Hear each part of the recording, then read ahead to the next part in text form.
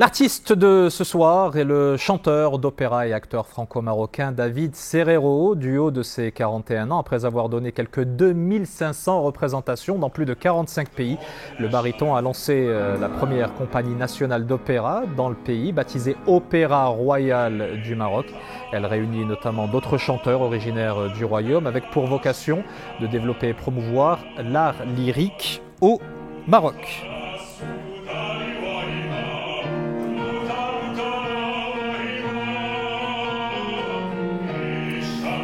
David Serero qui nous a rejoint sur le plateau du 20h Comment allez-vous ? Bienvenue, ravi de vous recevoir. C'est un honneur d'être avec vous. Alors lorsqu'on parle d'opéra, David Serero, et on vous entendait en train d'interpréter l'hymne national en arabe, s'il vous plaît, et à la forme opéra, on ne pense pas forcément au Maroc quand on parle d'opéra.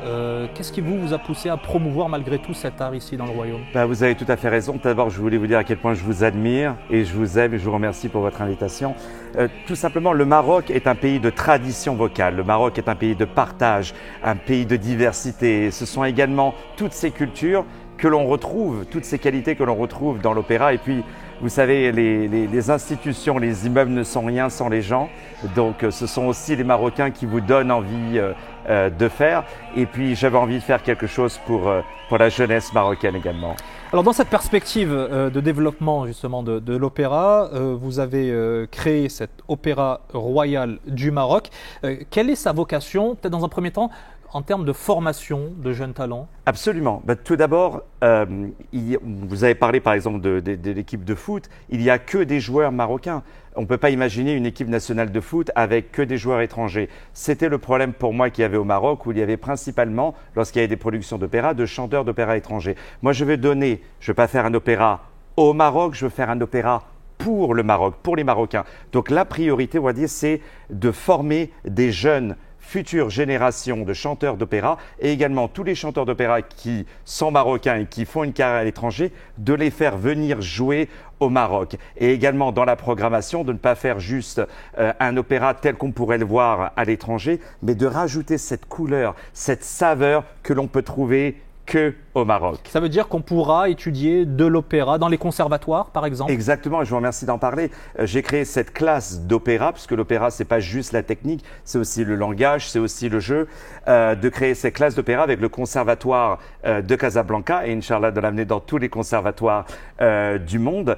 C'est aussi donner la place à ces jeunes chanteurs pour leur donner de l'expérience et de les faire intégrer les productions de l'Opéra Royal du Maroc. Alors l'Opéra Royal du Maroc, il a aussi pour vocation donc de promouvoir l'opéra auprès du grand public. Comment est-ce que vous allez vous y prendre?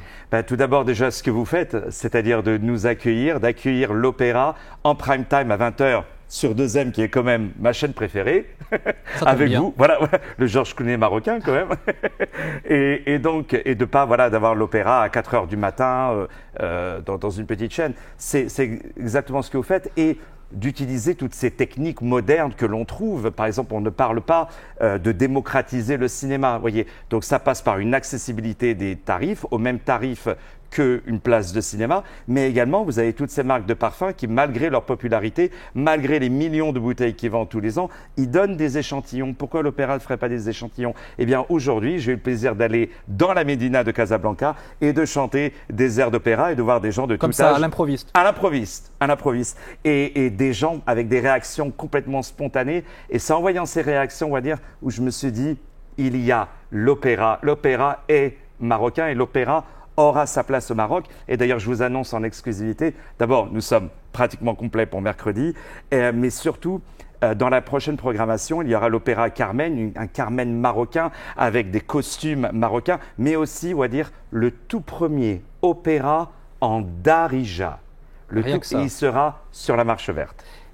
Et avant cela, il y a ce premier gala absolument inédit sur la scène du studio des Arts Vivants à Casablanca. Qu'est-ce qu'on pourra y voir? Déjà, j'espère qu'on pourra vous y voir.